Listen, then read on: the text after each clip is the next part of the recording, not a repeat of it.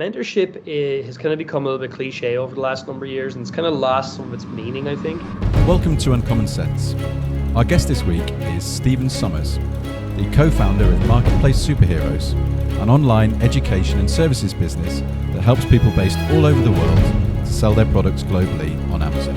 I mentioned when I started in my career, I took a lot of courses, I did nothing with them. Through years and years of personal trial and error, I have found the simplest business to start online today, and this is a business that generated us over 7 figures in revenue just last year. With his business partner, Robert Rickey, Marketplace Superheroes have helped over 8,000 members to create multiple income streams online and is now an 8-figure business. What would be your uncommon sense you would share with company leaders, which perhaps goes against the grain or something like that? I think I'll come back to that idea again. Ideas are absolutely worthless if they're not matched with even bigger levels of execution.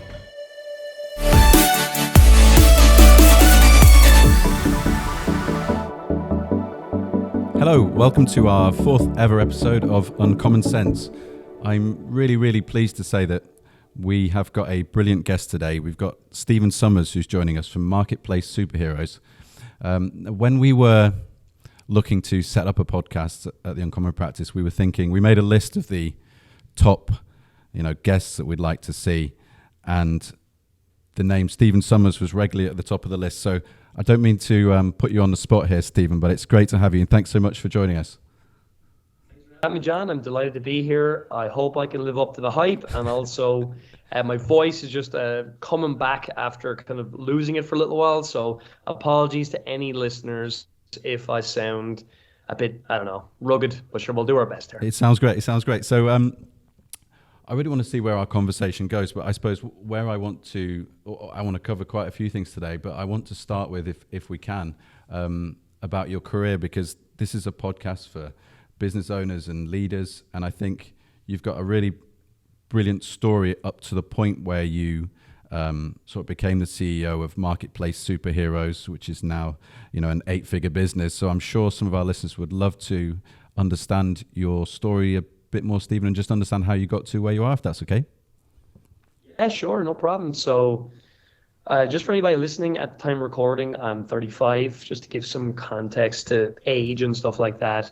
And my story, really, business story, kind of starts when I was in my late teens. I'm not going to be here for too long for anybody listening. I'm not going to make this my story half an hour or something. But it's important to talk about because I was looking to be a musician. I didn't have any idea or plan to be like a business owner or anything like that. So when I was in my late teens, right up until the time I was about 20, 21 years old, I was in a band. I was a singer, songwriter, and that was the plan for my life. That's what I was going to do. And like a lot of bands, right, they break up. And if you're listening to me now and you're hearing about my business story, you can probably tell that didn't work out. And so when I was in my early 20s then, I had basically become a fan of business, because while I was in the band, when I was about 18 or 19, I actually did 2 years of studying business, just general business in college. In my second year, I was student of the year. Mm-hmm. And in that time, I became a real fan of business theory, reading a lot of books about macro business practice, micro business practice, sales, marketing, and all that kind of stuff. And then I went and I moved up to Dublin, which is the capital of Ireland, for anybody listening, if you don't know that, which is probably not anybody. So I was in Dublin then, and I was still playing in the band. I had done my 2 years of business, and I wasn't in college. So when the band ended, I was like, what do I do? Like, where do I go from here? And so I did a year of studying marketing at nighttime, and I really became very passionate about marketing. Kind of long story short, I spent the next few years working in a job as a data processor. Had taken that job initially because it was something that was going to pay me enough money to be in the band. And I got stuck there because I didn't know what I wanted to do. I had no plan. I started drinking too much. I was eating too much bad food, and I became very directionless. Luckily for me, I met my now wife, girlfriend, obviously at the time, and we were in a bookstore one day, and I read this book, and I found this book called How to Get From Where You Are to Where You Want to Be. And it helped me understand that, while the music thing didn't take off, my real skill was in understanding business. And at the time, it was all theoretical because that's all I had studied in college at that time. So I had no practical experience. But I started reading it going, look, there's something in here. I want to start my own business. I want to do something for myself. And so after doing the third year marketing at nighttime, I studied marketing in DIT in Dublin. I decided not to do my fourth year, not to finish my degree, and just to get myself into a position where I could go and learn how to do business practically. So cutting a long story short, I spent a lot of time buying different courses and doing absolutely nothing with them. And I got a little bit of a break one night whenever my aunt from Northern Ireland called me and said, Stephen, I hear you're looking to sell stuff on the internet. And I've got this friend called Robert who's doing that. He's selling stuff on Amazon. He's selling stuff on eBay. Would you like to meet him? And so I got the opportunity to meet Robert a few weeks later. And basically, I quit my job and I moved to Northern Ireland so I could be an apprentice with Robert and learn everything I could about selling on these online marketplaces. And so I worked in the warehouse, lifting boxes all day, shipping stuff out to customers for almost a year. I began to make some money on the side, selling stuff on eBay, selling stuff on Amazon, learning the ropes of how that type of thing works. And then after working with Robert for almost a year, we decided to start a new company. We decided to focus 100% selling on Amazon, and we decided to sell mostly our own branded products on the platform. And so over the next 2 years almost, we took a company that at the time was struggling on marketplaces for a variety of reasons, which I'm not going to get into today just because we want to look at Marketplace Superheroes trajectory a bit more. Sure. I think it's a bit more relevant to you listening today. Well, basically, over the next nearly 2 years, we transformed that company to doing nearly $2 million a year in revenue, very profitable. We had no team, we had no warehouse, we'd nothing. We were living the quote unquote laptop lifestyle. Yep. We did that for about 4 years, 4 years. And really in 2014, got to a point where it was like, look, we're making good money. We'd no real stresses, no real pressure. You know, we were going on vacation or holiday, as we would say over this part of the world. I'm used to speaking to North Americans. That's okay. Yeah, go ahead, John. Beg your pardon, sorry. Go ahead. Did you ask me a question there? No, not at all. No, this is great. Carry on. Sure. So we were going on holiday every year, Robert and I, and it was very nice. But we got bored. You know, it was not particularly exciting anymore. And we decided in 2014, well, I decided to take Robert's knowledge. And obviously, I had gained a lot of knowledge, having been selling on Amazon for 4 years at that point in time. But I decided to package up a lot of Robert's knowledge, some of my knowledge, and start to teach people online how we did it. And the reason we decided to teach that was because I saw other companies doing it, and I really felt like we had something different to share with a different outlook on how to be successful on Amazon, and with a different methodology. And we were right, you know, for a year in 2014 when we just launched, not much traction. We're making some money doing like webinars and selling on webinars and stuff like that. And I got a bit of good fortune near the end of 2014 where I met a number of people at an event in the States I was at. So I met a guy called David Schloss who started doing Facebook advertising for us at the time. So we would promote an online webinar where we would teach people how we figured out selling on Amazon, earning somewhat passive income successfully as well. And so it began to snowball little by little, client by client. And we would do a lot of calling clients and offering them access to the program and everything like that. And in 2015, you know, we really got a big break where someone who had a big audience decided to promote what we were doing. Great. They liked what we were doing. They liked how we were going about it. And at the time, our main competitor in the education space, this person used to promote them, but they saw what we were doing. We were less expensive than that program. We offered more value, and he decided to promote us instead. And that's where we got a big break, John, because, you know, literally in that one promotion, we sold about $330,000. We deal in dollars usually. Dollars worth of online programs, which was like about over 300 people joined our program from that one launch. And that really began the journey, the growth of the education business. So I can kind of stop there and we can. Yeah, that's brilliant. Thank you so much, Stephen. That's brilliant. Thank you. That's really, really interesting. I think if there's so much to unpack there, I think I'd like to go back, if you don't mind, just a little bit to because I think that might be interesting. And you mentioned that you're 35, and I think if you don't mind me saying, it's sort of like a younger entrepreneur, if you like. I think, although perhaps not anymore, but you know, it's to me it is. I'm happy to be called young. That's great. Are you? Yeah. I mean, I think what's really interesting to me is you were talking about how you read the book. Was it the Jack Canfield book, if I remember right? Is that right? Yeah, that's the one I'm thinking of. So you've read that book, and then obviously his other book is The Success Principles, I think, is the one that people will have probably heard of. Most people will read those books and these sort of self-help type books, and I must admit I've read a few of those similar books myself, and then they'll be great at the time and they'll get a nice sort of short-term buzz off them, and then they'll put them back on the shelf, and they might use them as a nice background for their Zoom calls or whatever. What I'm really interested to know then, I suppose, is you obviously took what was in those books and actually thought, okay, the music thing's not quite working out. I'm actually going to do something with this. I'm actually going to try and live this, if you like. So I'm just really interested to understand what was your, how did you do that? And if that would be great to understand that.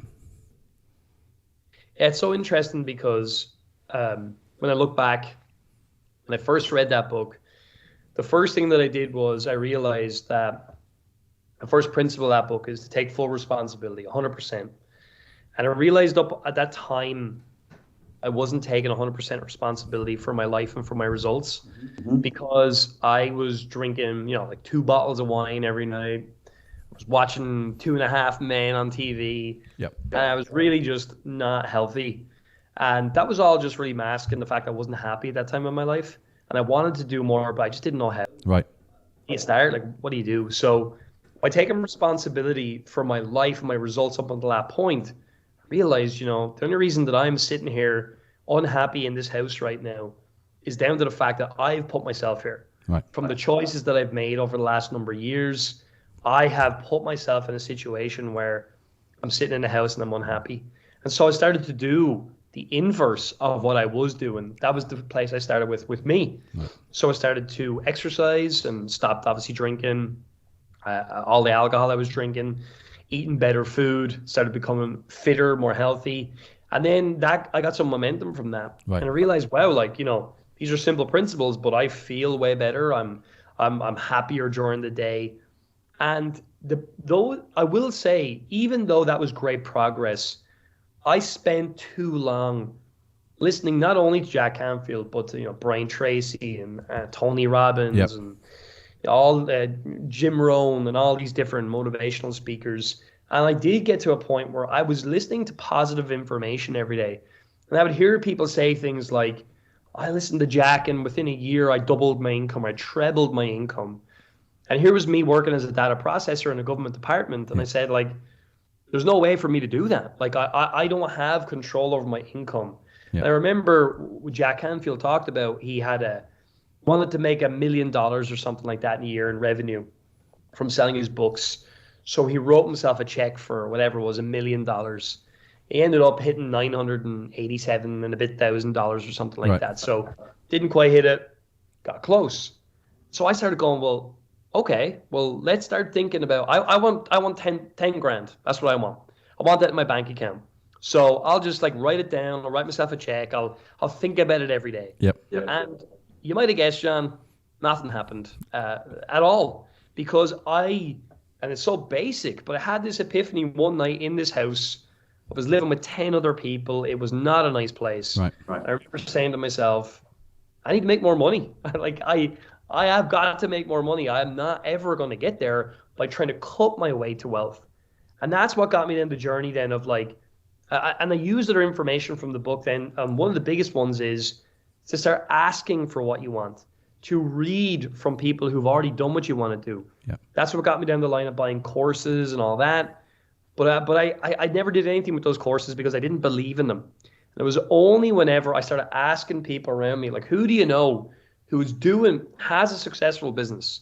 How can I go learn from that person? And that's when my aunt called me and I met Robert. And so the book was huge for me. Yeah. I continue to read that book even now, years and years later, and I continue to apply those principles. Yeah. But you're right.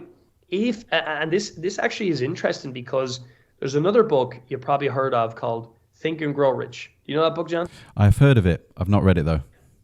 So it's like the quintessential success book from Napoleon Hill. Okay. What people don't realize though, right, and this is so fascinating, is that Napoleon Hill died broke, had no money, Wow. and this was the guy who wrote the Yeah. guide for success, right?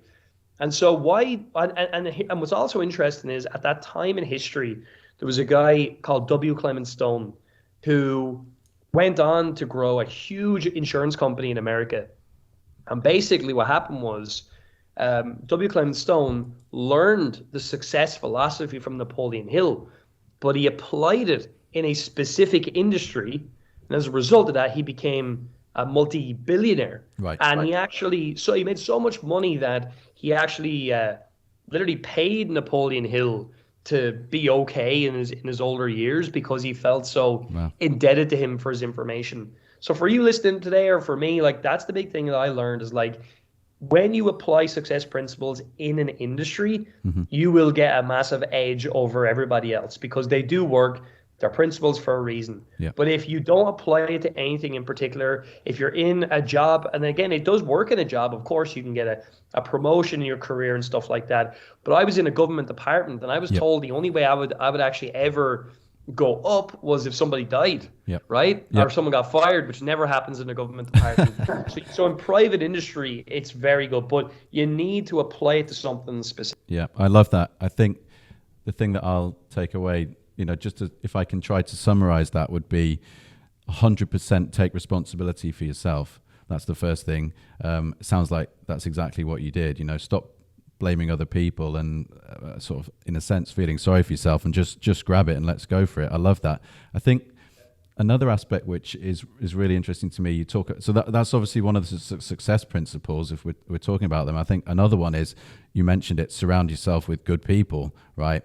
And I think what's interesting to me is in order to take that leap, if you like, you say you surrounded yourself with good people, but also you had Robert who helped you with the business and sort of took you under his wing. I'm really interested to understand a bit more about, so clearly mentorship is important to you and having a good coach.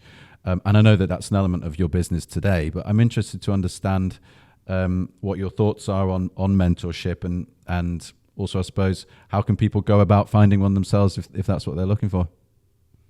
Yeah, mentorship has kind of become a little bit cliche over the last number of years, and it's kind of lost some of its meaning, I think. But mentorship, in its truest sense, is finding someone who is where you want to be in your career, or is much further ahead than you are in your career. And it's about doing whatever you can, be it paying that person, or like me, I was an apprentice with Robert. He saw something within me that, he felt like could be of value, of course, in the future, and he was right, luckily, right? I think he would say that himself. He's happy that he mentored me, and I've kind of got to a level now where we don't have a mentorship relationship anymore. We're business partners now. But initially, he changed my life. If it wasn't for Robert, I wouldn't be sitting here today. I always say that, and that's so true, because what Robert did for me was he taught me I took the best of what Robert believed and what he knew, and I made it my own. Like his philosophy about success, how he thought about money. At the time, like I was terrified to spend any money or invest anything, right? I didn't have that belief system. I remember thinking about ordering a product and then Robert just order it, place the order, like do it now. And I'd be like, no, I gotta place the order now. It's the right thing to do. So he definitely changed a lot of how I thought about life. I made a lot of changes to my beliefs about what was possible. Money-wise and just like success-wise, life-wise, and all of that. And as I've gone on in my career, even now, I've got mentors and coaches as well. I think a coach is a little bit different to a mentor. A coach is someone who has knowledge in a very specific area and is able to work with you and coach you into applying that and almost being like an outsourced brain where you can bring the coach in, they'll work with you, they'll teach you stuff, and you can ask them questions and you work on something together. You could say it's consulting as well, but it's kind of coaching, consulting are not the same, but they're definitely related. So even now, like in Marketplace Superheroes, we work with the Uncommon Practice. I work with Steve. He's been fantastic for us. He coaches us on the direction of our business, how we can professionalize ourselves more, how we can serve our clients better and better. I have a mentor now, a marketing mentor, and not only marketing, but other areas too, but teaches me things I don't know. He's got a business that's doing about 6 or 7 times the yearly revenue that we're doing. Wow. So again, I'm learning from him, Mm-hmm. and I'm getting his philosophy about paid advertising and stuff like that. Yep. So it never ends. But if you're listening to me today and you're thinking, well, I don't have a mentor, I want to do something, but how do I go about it? You got to go and find someone who is doing what you want to do. Now, obviously, you're starting out. If it's Alan Sugar might be a difficult mentor to Right. attract, right? Not impossible, but might be quite difficult because of obviously the size and scale of his business. But I think a really simple thing to do is just to go into your industry or whatever you want to be successful at, and just to start finding the people who are successful, who is creating content on the internet now about that thing. Because if they're creating content, it's quite likely that they're open to teaching what they do. And it's what Tony Robbins said, right? Success leaves clues. So you got to go and find the people who are leaving the clues, who figured something out, they're teaching it or they're talking about it, Yep. and pay them the money. If they have an online program or if they have a mentorship program, pay them the money, because in the UK and Ireland and other parts of the world too, but particularly UK and Ireland, we're very poor about investing in things like that because we think there's a catch. We think people are always out to get us. And that's not everybody now, but I definitely had that thought process when I began. But the truth is that people that sell their knowledge on the internet, it's not that they're dodgy or weird or anything like that, although people do exist as well. It's that they've figured something out and they have to charge for it. Because if they just gave it away for free, they couldn't afford to advertise it or talk about it. Yeah. And what would be the incentive be? Like, Yeah. they make no money from doing it, yet they're giving away all their best secrets. So mentors are definitely out there. And even from a localized perspective, there could be a local business owner who is doing what you want to do. You can go to them, speak to them, just be honest with them and say, look, you've got a really successful business in this area. Here's what I'm looking to achieve. I really need some help. I don't know how to go about what I want to do. You're somebody I look up to. I would love to know if there's any possible way we could work together, be it I could take you out to lunch or whatever, if that's suitable for you, or whatever that would look like. If I need to pay for your time, I'm more than happy to do that. And that's the way you go about it. You got to make connections. Yep. I think, John, a related idea here is building your network. Like, the likelihood is, you just talked about surrounding yourself with good people. I spent 5 years of my life getting to know people in the industry that I'm now in, doing favors for people, like literally just giving things for free, giving my time, whatever I could do to help others, not thinking to myself, I'm going to get something from this, but to show like I'm prepared to give first, I'm prepared to give value, and then I know at some point in the future it'll come back to me. And that has always been the case. And again, I will say there's another book on this that you can read. It's a parable called The Go-Giver by Bob Burg. It's a fantastic book. Just talks about this concept of giving. So there's a few ideas for anybody listening about mentorship. No, I absolutely love that. I think from my perspective, there's two things that come to mind, and one would be accountability. So I think you talked about. I'm really. This is probably a conversation for another time, but I know that you do lots and lots of work in the US, and their mentality and their view of entrepreneurship and that side of things is very, very different to what we have in our. In the UK, I think, and I don't know about Ireland, but I'm guessing it's quite similar. Very similar to the UK. It's absolutely right what you were saying about there's like almost an innate skepticism, I think, about entrepreneurs and you run a business, or they can't be a good person or whatever. I don't know what it is. Whereas must be doing something illegal. Right, that's it. Yeah. Whereas in America, it feels like, well, America, the USA, it feels like they actually think it's a really positive thing, and they see that as something to be proud of, if you like. So that's interesting what you're saying about mentorship.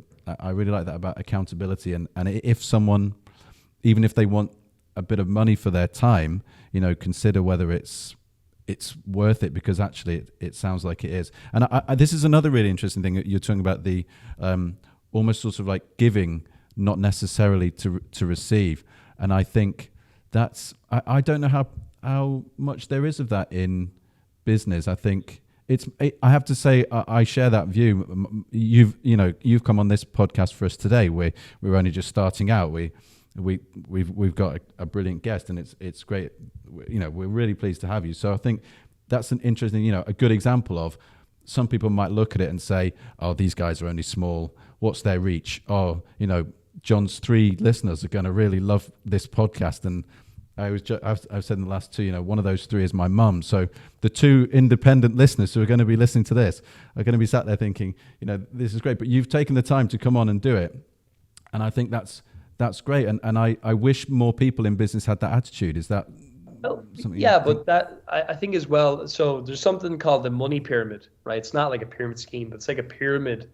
And like, some people won't like this, but it is kind of how the world works. Like, I mean, 95% of people in the world don't really understand how money is made, don't really understand how business operates. They don't want it, and that's okay. No problem with that. Like, we need people to be employees. We can't have everybody out there looking to be a business owner, because, nothing would happen. Like, well, things would happen, but it would be a crazy world, right? We need people who want to work in businesses. They're vital. We've got an amazing team in my business, and I couldn't do without them. And if everybody had an entrepreneur mentality, it would just be a mess. Everything would be random, because that's how we tend to operate. We're not quite as structured as say people that are employee in a business. So it's critical. That being said, like, it's not because we're not saying employees don't understand how money's made, but we're saying people in general. 95% of the world don't really understand money or business. So there's 5% of the world that they manage most of the world's wealth. They control a lot of it as well. And that's the kind of an issue, because when you're out there looking to start a business, people, like you said, in the US, for example, will celebrate entrepreneurship a lot. Oh, well done. You're looking to do this thing yourself. That's great. Congratulations. Yeah. Whereas in the UK and Ireland, like, even when I started, it was a case of business is too risky. You're likely going to be back here in a couple of months. You're not going to be successful. What are you doing? What are you thinking? Like, how will you be successful? We just don't have the culture of business. I think a lot of that comes down to just like our upbringings for most of us. Like, my parents, lovely people, they're not business people. They don't understand how business operates, but they're great people. They pay their taxes. They're law-abiding citizens. Nothing wrong with that. Just don't get business. So the problem is that people like your parents, maybe your family, your friends, never had a business before, don't have an interest in business, don't really know how money works. And then we as entrepreneurs decide, I'm going to do something. What do most people do? They tell you, what are you thinking? It's too risky. Yep. And we listen to those opinions. Yep. We shouldn't listen to those opinions, because, said with respect, those people don't know what they're talking about. They've never done it before. So you've got to surround yourself, therefore, with people who have done what you want to do. And that goes in you could be listening to this podcast today or in the future, and maybe your business is producing £20 million a year, right? You still are going to require to surround yourself with people who are positive, who are forward-looking, who believe things are possible, who will support your vision and your plan for your company. Because most people won't do that. And it's not that people are bad or wrong or less than or anything like that. It's just kind of how the world works, right? Yeah. So that's a big thing, surrounding yourself with the right people. It's a cliched quote now, but you are the average of the 5 people you spend the most of your time around. So you can spend time with people who are more successful by listening to podcasts, right? Yeah. The people you look up to, they've likely been on shows. Yep. There's other great podcasts like Diary of a CEO. Great interviews on there. Stephen's a great host of that show. There's lots of other ways. You can go to events. You can get a mentor like we just talked about. So many ways to do it, and you should always continue to do it the whole time you're in business, especially in local. Go hang out with other local business owners who think like you do, who are positive, forward-looking, doing some innovative stuff, who aren't your typical, it's impossible to make money in this town or city, right?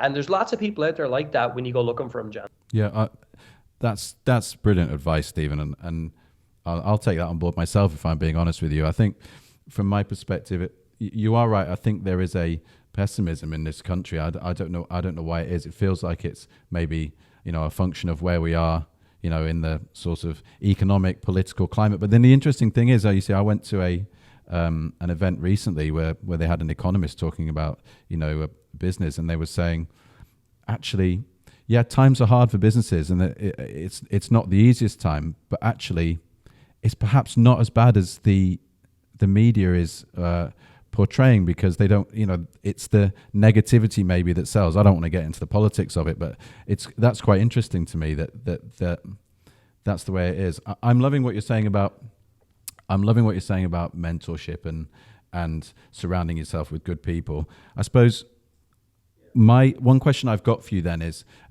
you talked about, taking a risk, a calculated risk, I guess, when you're running a business, setting up a business. For anyone who's out there thinking, I love what Stephen's saying, I'd really like to set up my own business, and we'll come on to marketplace superheroes in a sec, because I'm guessing that this is probably the mindset of quite a few people who are looking to start their own business on Amazon, doing what you're doing. How do people get out of that comfort zone then of, I've got a nice stable job, I might be, I'm earning some okay money, I've got family at home, all of that stuff.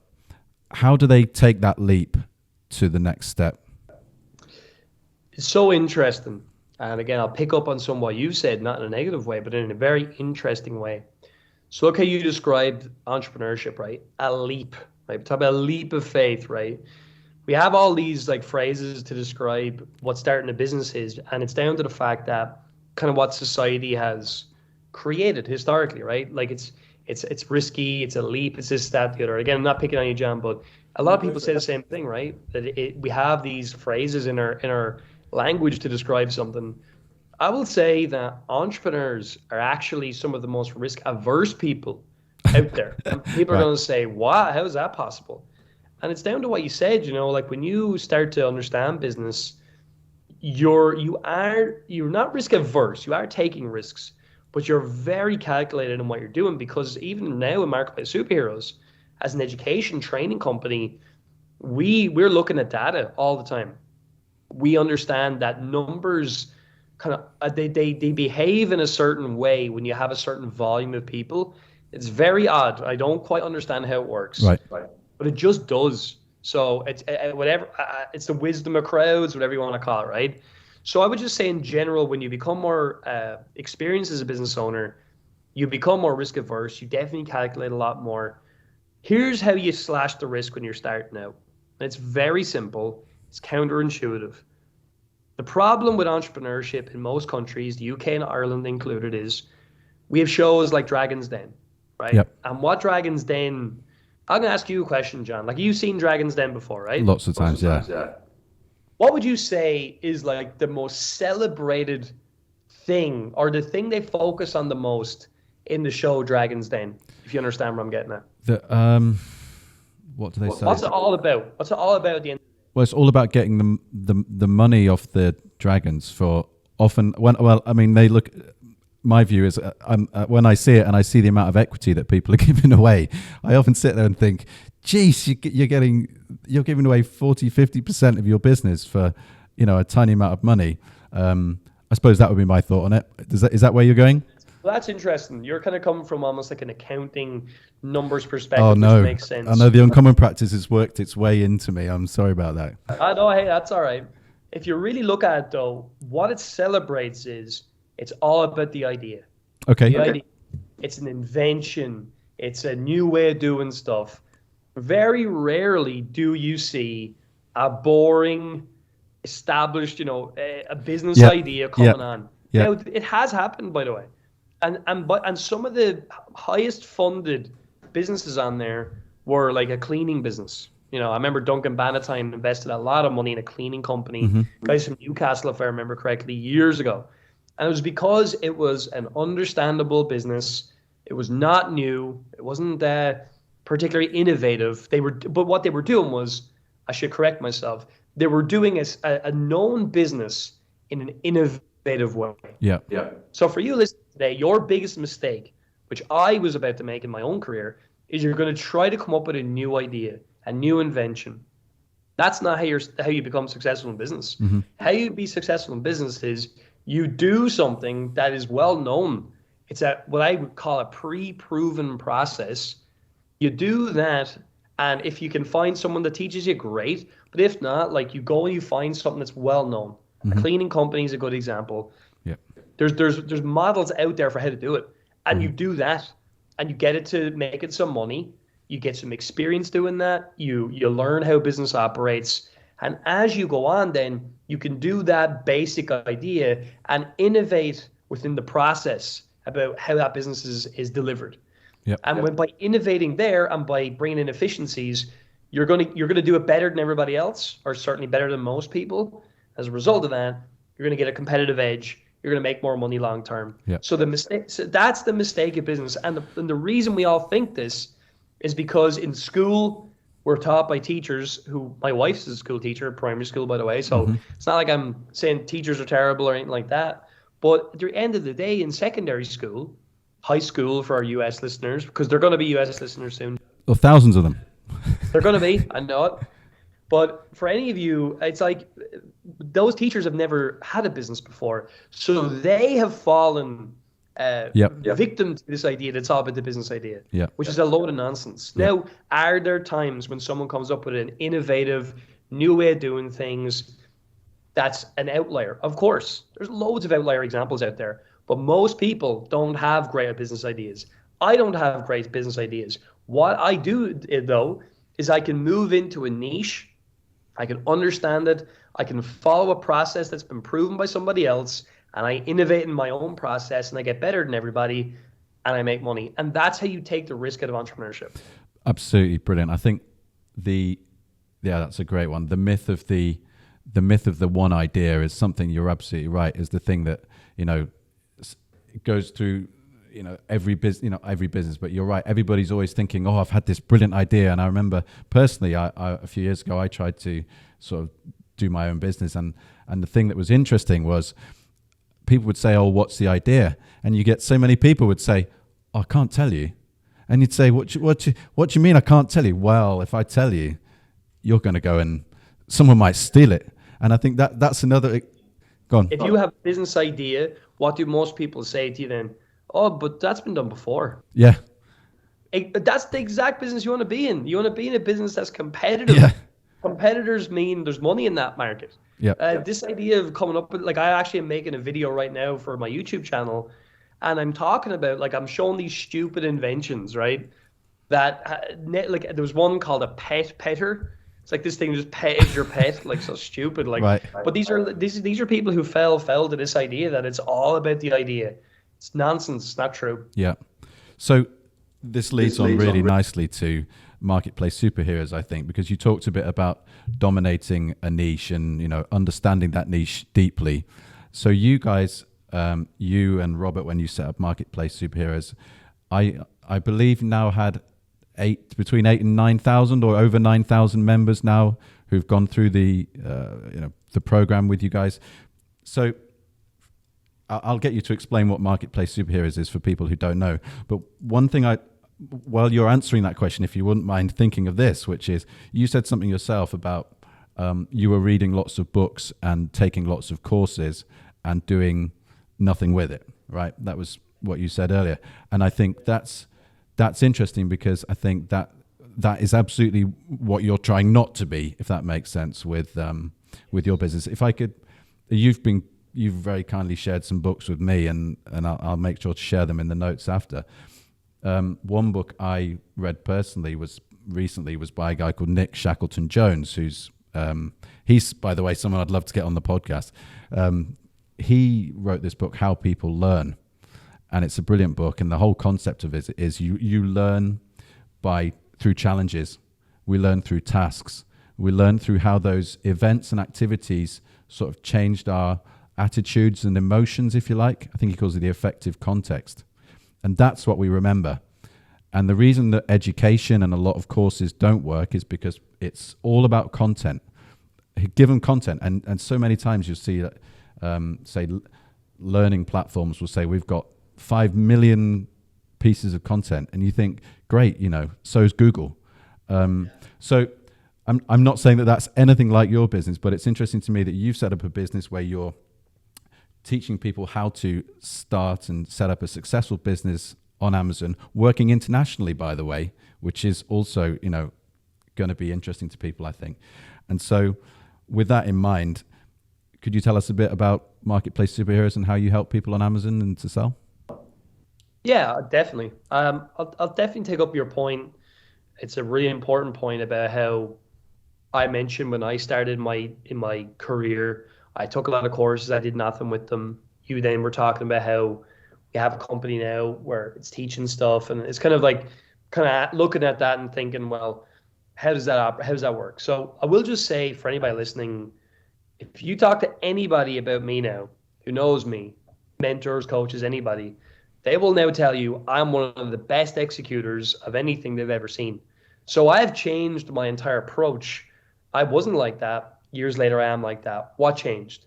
And to be clear, what changed for me was Robert was the big part of this, because he helped me understand success is ugly. It's sitting down, opening a spreadsheet, getting some information there or a Google Doc or whatever it is. And it's just like, it's starting, it's doing something with information. Yeah. So that's what changed for me. As an education company, I can tell you, and I have I don't lose any sleep over this. It is what it is. A lot of people who take our programs don't do anything with them. Now, do we do everything we can to encourage them to do something with them? Of course.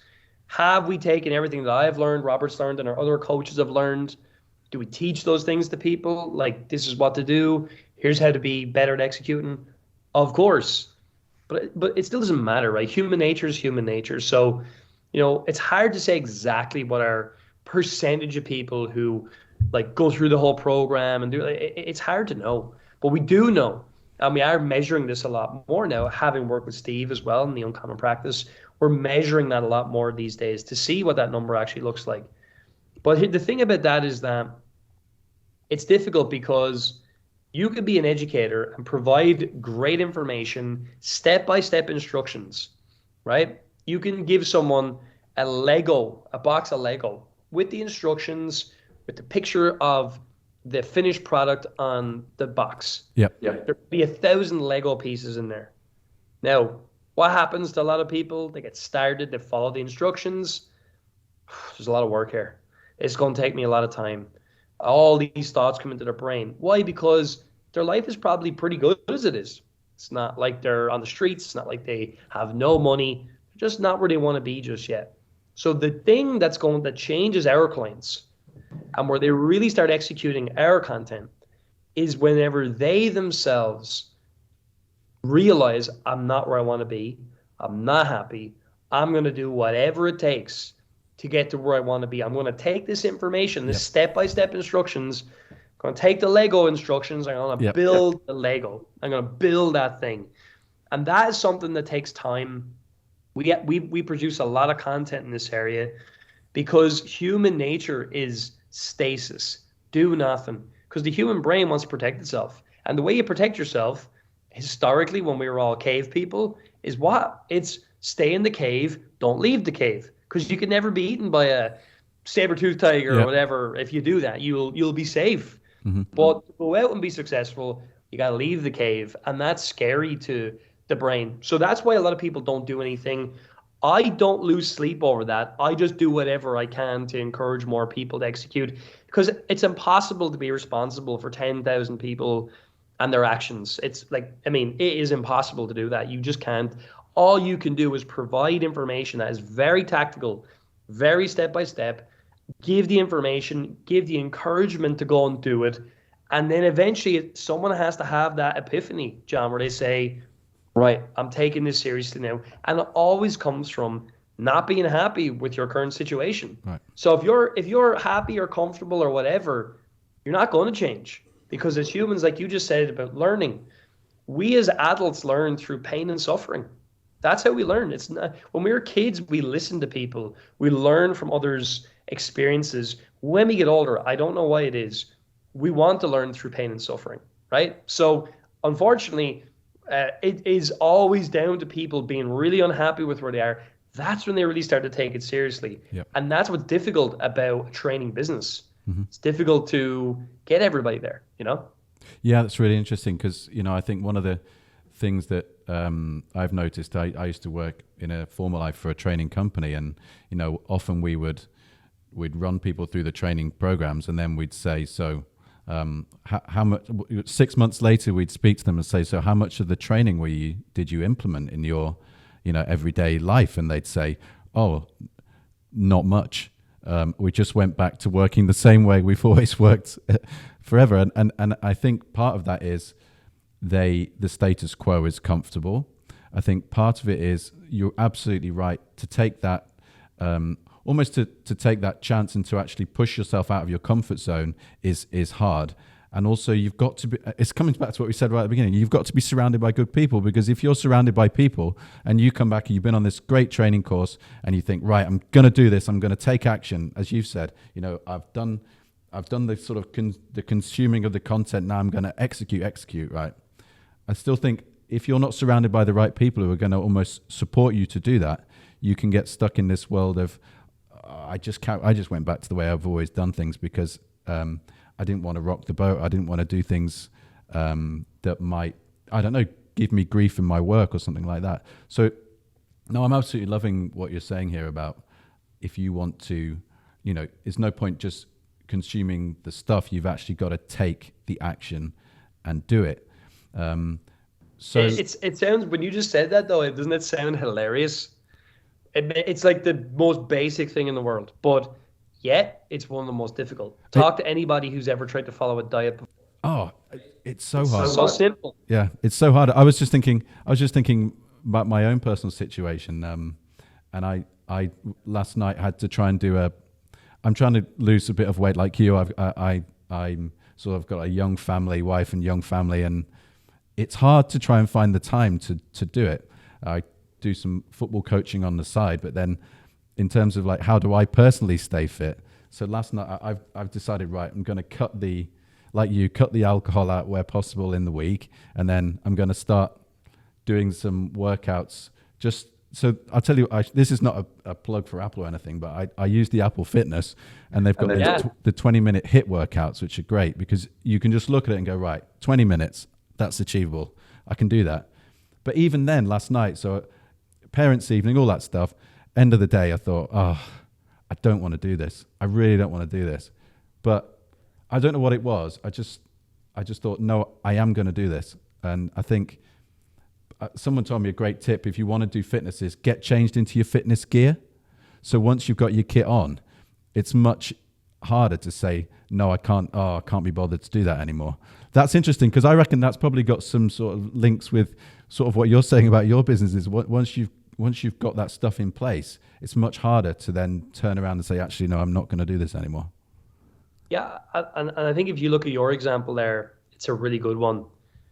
You're thinking about your children whenever you're thinking of not doing it. You're going, but I'm thinking of them because I want to be a dad who's got energy for them. I want to be present. I want to be, because I totally understand how you feel, by the way. With kids, I mean, my kids are very small, and you're tired in the evening, you are like, and then it's like, right, they want to play. And if you're always saying no to that, that's not good. Like, so you've got to have the energy to do that. So what does that tell us, right? It tells us that a lot of times your motivation for business will come from outside of yourself a lot of the time. Sometimes it'll come from your own situation, but it'll be thinking about your family. Like if you're in a job, for example, and you're never seeing your children ever, you're always saying no to things, you're always too busy, that's painful. And so whenever you're looking to make a change, maybe learn a new business or skills in business, like learning from the Uncommon Practice for you guys, that's going to be the thing you think about that will give you that. I don't like saying it because it's a bit cliche, but that why. Like, why am I doing it? This is why. It's for other people. And so motivation typically doesn't always come from within. It comes from others, and thinking about the impact this will have on others when I get the result that I'm looking for. So it's a big deal. Would you say to people then, if they are looking for that motivation, I found it much easier personally when I'm training for something. So if I'm training for like a marathon or whatever it might be, half marathon, stuff like that, if you've got that goal, it's much easier to because you've almost got the fear almost, if I'm being honest, part of it is the fear of I've got to do that in 2 or 3 months time. I suppose in a business context, I think you're probably right, is the motivation is around I want to change, and the fear is almost the stasis of the situation that I'm in at the moment. Would that be fair? Yeah, absolutely. And I think like for anybody listening, you're already up and running in business. You know as well as I do, you're likely motivated because you've got a team, Right. because you got bills, right? You got expenses in your company. So you don't that keeps you accountable. That, and then it's a deeper conversation for another day. But one of the big things we learned from Steve in your company was really getting the vision down. What's the mission? What's the vision of the business? Like, what are you really looking to achieve? And that's the stuff that will drive us on now. It's bigger, it's a bit more flowery, but we're at that stage in our business development where that makes a lot of sense. When you're starting out, you're a lot more selfish, right? Because you're on your own and you're looking to make some money and figure it all out. Then it's motivation from not being happy from others. But it will change as you progress. But even now, like I think about my own children now, and one of the things that I was really proud of in my life so far is that I paid for my home in full. I don't have a mortgage. And when I was 33, we bought our home, and it's not like I'm looking to brag or anything, but that was a really great achievement because a lot of people will spend, my parents included, spend most of their life paying their mortgage, And so that motivation to do that came from the fact that we were looking to have a family. We wanted to have a place for our kids where they knew they would always have a home and somewhere to call home and all of that. And none of that was to do with me, like, because buying a house and just, like, buying it was not really a great financial idea, really. I could have used that money for other things. But sometimes, the motivation changes. That was because I thought of my children and my wife and wanted to give us a really stable home to live in. And so as I progress in my career now, I'm not thinking about myself anymore really at all. Like I wear very basic clothes. I don't go around spending loads of money. I have a nice car. I have a Tesla, but I'm not like a baller, quote unquote. Yep. A couple of little things for all my sins, I have a season ticket in Old Trafford, right? Okay. But it's more about other people for me. And so, but when I started, it wasn't like that. It was all about me. I was very selfish, as you will be. So your motivations will change, I guess, John, is what I'm trying to say. Yeah, no, that's really interesting. So I want to give you a chance to talk a bit about marketplace superheroes, if that's okay, Stephen. And I think when I'm listening to this, I'm thinking, who would be the ideal member, if you like, who's sat there listening to this thinking, I'd like to start an e-commerce business. I like the look of marketplace superheroes. I want to be able to sell on Amazon. Who is your ideal member? What do they look like? Yeah, like most people that join our programs now are in their mid-30s to early 60s in a lot of cases. Most people, they're at a stage in their career where they have kids usually, not always, but usually. And a lot of people are like, I always wanted to have my own business. I always had the entrepreneurial mentality, but I don't know how to take that, like whatever desire to be a business owner and turn it into something that's real. And oftentimes people will do a lot of research around different business ideas, and they really like the idea of selling on Amazon for the same reasons that I did. I mean, number one, you don't have to be an expert in anything because that doesn't matter. All you've got to do, depending on the strategy that you employ, is get products, buy the products, make a margin on the products, reorder the products. Now, obviously, we have 3 ways of helping people get started on Amazon. Historically, we only taught people how to start their own brand, selling their own branded products, and that involved importing the products from China and stuff like that. But obviously, Robert and I, we employed a number of different strategies growing our business. Yeah. And what we've done over the last couple of years now is we've built partnerships with a guy called Mike Sieben. He's based in Canada. Mike's an expert in the wholesale strategy, whereby you can sell really well-known brands on Amazon, like Disney, Fisher-Price, companies like that, and you can buy their real products from a wholesale distributor in small quantity. You're not ordering hundreds or thousands of them. You're sending them to Amazon. The product already exists on Amazon, and all you're doing is you're saying, Amazon, I have one of these. I'm going to sell this for £20, just like everybody else. And throughout the day, Amazon will literally give you sales. Yep. I'm not going to get into the whole how it works, but it's something called the buy box. They rotate the people that are in the buy box. It's for another day. So that's a very simple strategy, low risk. We brought this in over the last while because we found to serve our audience better, we needed to give people faster, simpler ways to get involved in the industry, not just saying you got to order from China, you got to order £3,000 or £5,000 worth of products, right? This is another way to start.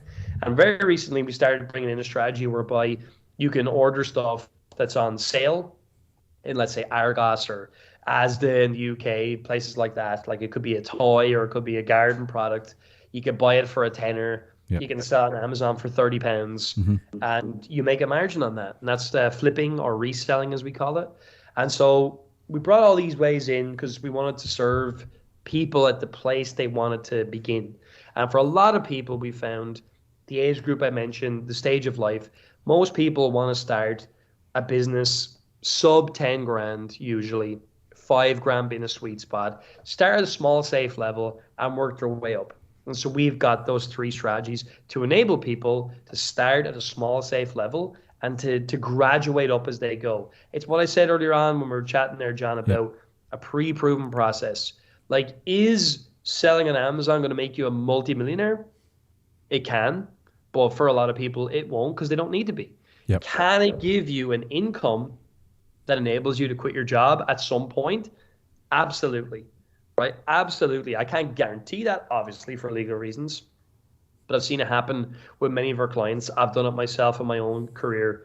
So Amazon, selling on Amazon, what we teach in Marketplace Superheroes is just a great entry point for someone who has that entrepreneurial mentality. We've even had people, by the way, who are professionals coming in, people involved in selling properties.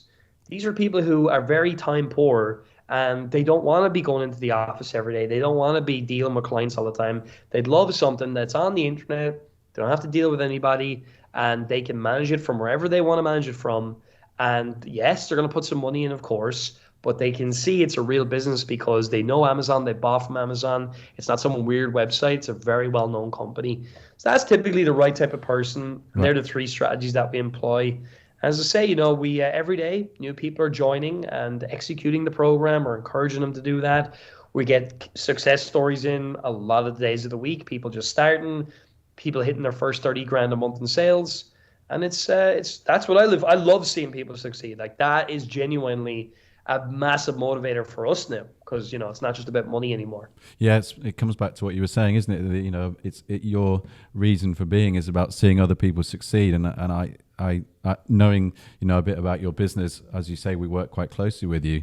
I know that that's absolutely what you're all about is you take, as you said, so much pleasure from seeing the success of your members, going out there and actually doing it and being successful. If I may ask you two quick questions about thinking as someone, if I was looking to, come and sign up for Marketplace Superheroes, there's 2 things which I suppose come to my mind, which may be a bit technical, but I'm interested to get your thoughts on it. One is, obviously it's an international, these are often international businesses. So how do you support people with that? You were saying, you said to me, oh, you buy the stuff in from China, right, for example, which I know, or yeah, so places like that, which to me, speak as a layperson, I suppose, I'd sit and think, how do I do that? And I guess you would say that's the whole point of the course. Come and come and go. That's exactly what I'm going to tell you. Yeah, no, I get that. Like because we deal with a global business and actually as well, we sell in multiple different Amazon marketplaces. Obviously, some of those kinds of strategies are optional. You don't have to. We do recommend it though. It helps you grow a lot faster and open up your business to more clients. But we teach it all. Like we just teach people how to do it step by step. How do you go and find suppliers and how do you speak to those suppliers? Or if it's wholesale, how do you find those distributors in the country you want to sell in? How do you open the accounts? How do you negotiate better wholesale pricing? We teach it all. Like, I mean, that's the whole idea. Like it's everything you need to know step by step. It's not here's a theory. Here's what we've done. Here's what we're doing right now to be successful with this. So that's obviously really important. We also do have partnerships as well. So with yourselves, with Ireland, in your company. So we refer clients oftentimes who want to set up in the UK, for example, to people like Ireland. We're building different referral pathways as well from like an accounting perspective, because as you go international, that's where you start to look at, do I need to set up a company in a different country over time and stuff like that. So we typically don't deal with that type of stuff. We do refer it on because we're not financial advisors, we're not accountants. So we do have partnerships. So between ourselves and our information and our partnership network, we have it all covered and it's all in one place, you know. Great. That's brilliant. Thank you. And I suppose this has been such an interesting conversation. I didn't know where it was going to go, but it's just been really, really interesting, and hopefully our listeners will get some value from this. I'm sure they will. I've got 2 questions, and these might be too big to answer, but I'll give them a try. One would be around thinking about people listening to this who are thinking about going to lead a business. We've talked about how you've got there, but now you're a leader. We had Heather on the podcast a few weeks ago, and she was talking about how she's a younger leader in that position where she said all of a sudden people are looking to you to make those decisions, right? So, similar ages to you. I'm interested to get your thoughts on what's your view of leadership. What do you think makes a good leader? Yeah. So we said at the top of the conversation that, I'm the CEO of Marketplace Superheroes. And actually recently I stepped down from that role. I'm no longer the CEO of the company. My sister, actually, as it happens, she started in the business, just for anybody. It's not pure nepotism. She literally started as a support rep in the company. She's worked her way up over the last 6-7 years or whatever it is. She's very capable now. She's very organized. So we took the decision together as a business that she was going to run the day-to-day COO. I would say probably a better role, because we're not really big into titles in Marketplace Superheroes at all. She's probably like COO, CEO, some weird combination of that. So I say that because what I'm really good at is understanding our clients, spreading our message, growing the company. That's what I spend a lot of my time doing. Because I found leading like the full company, I wasn't as good at that as I thought I was going to be. Simply because leading people and being a leader, you need a lot of patience. It takes time. It's a slow process typically, because as an entrepreneur, we move at the speed of light. So I actually found, probably not the answer you're looking for, that I was not good enough to be the leader of the whole company. But certainly I lead the stuff that I bring to the business. I lead the marketing team. I work with them all the time. I lead other parts of the team as well. And for me, my role as a leader is to set out the vision for what's possible for us as a collective, to help people break through their limiting beliefs about what they think is possible, and show them that there's always more we can do, more we can achieve. We can serve our clients even better than we ever have. Yep. And so that, I guess, is my main role. And I think at leadership, from my perspective, that's what I've got to bring. I don't think there's a leader in the business. I think that's a falsehood, although I'm happy to be proven wrong about that. I think there's got to be multiple leaders. So we've got Lisa, myself, Robert, my business partner, who I mentioned already, people like Mike, who's come in and leads the wholesale division, Josh, who leads our reselling division. Like you're getting into others like Melissa leads our programs. So we've got many leaders in our company. And so one of my other roles is to motivate those leaders, motivate that team, and help them see there's more possible. We can do things we didn't think was available to us in the past. That's kind of my view of leadership. I would say when it comes to mentoring people, and I found I was not very good at that, because I wasn't patient enough to move at the pace that a lot of team members want to move at. Okay. And that's why Lisa is much better than I am at that type of stuff. I think that resonates a lot with what we were hearing. So we had, like I said, we had Heather on a few weeks ago, and one of the things that she was talking about, and it's interesting, you said in your business that you're not big on titles. And I think that's really interesting, because I think In a lot of businesses, it's all about the title and the position. And I know in a lot of traditional professional services firms, it's all about what role I am, making partner and all that kind of stuff. It's interesting. It's interesting what you said, because I think the best leaders, they don't need a title. And I sort of get that from what you're saying, is that you set the vision, and through your actions and through what you do every day, people will follow you. And I have to, speaking for myself, those are the leaders that you will follow, are the ones who get stuck in. We've talked about that always. Like the theme of this podcast has been, just execute and act, And it seems to me that what you're saying is the best leaders, they don't need a job title. If you do the right things and you inspire people and you set the vision and the tone and you set the example, they will follow you. You don't need to have CEO after your title. And that's... I think team members need titles more than the founders do, right. Maybe. That's great. Because I think in our own team, different team members like having a title. It creates it just creates a bit of a chain of command, which like you kind of need a little bit, because if everybody is got the exact same whatever voice or whatever, I'm not sure if I'm choosing the right words, it becomes challenging then, because then who ends up making the final call then?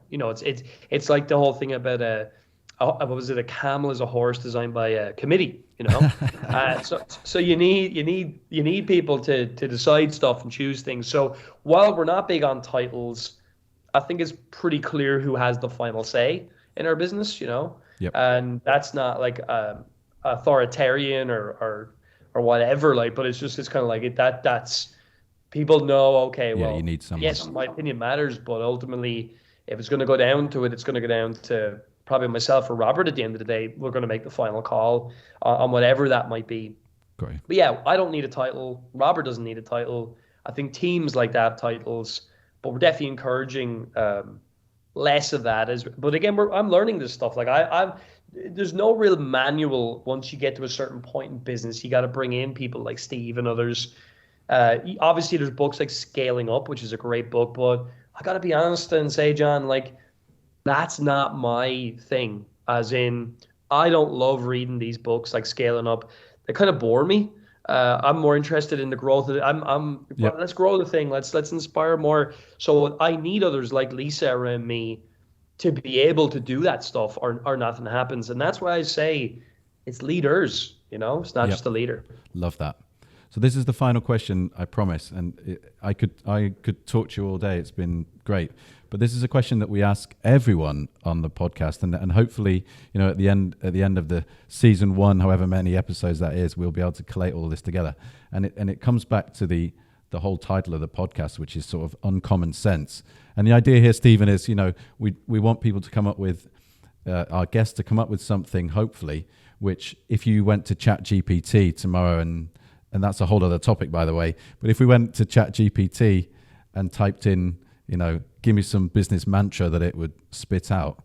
What I'm really interested in is, from your experience, getting a business to 8 figures, working your way up, what would be your uncommon sense you would share with company leaders, which perhaps it goes against the grain or something like that?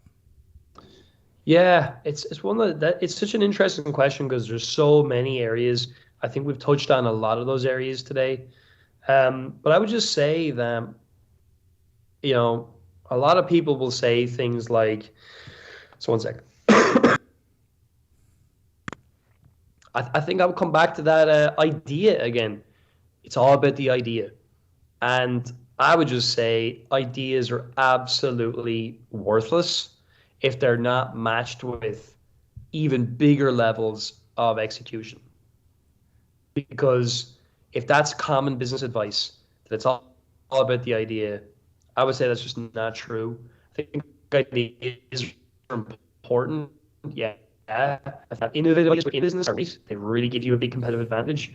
But starting a business and saying it's all about the idea, I just don't believe that's true. I think it's just false. I think the better way is pre-proven process, execute the process, innovate later down the line.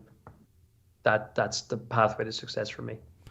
Stephen, this has been so great. I think before we go, if anyone who's listening wants to find out any more, you mentioned your YouTube channel. I've checked it out. It is great. There's some great content on there, some great videos. A lot of the stuff you've talked about today about the myth of self-improvement and how to get out of your comfort zone, and also how to, if people are interested in starting to sell on Amazon, there's some great videos there. So that's a plug for it, because it is great. But if people want to, so you've got your Marketplace Superheroes YouTube channel.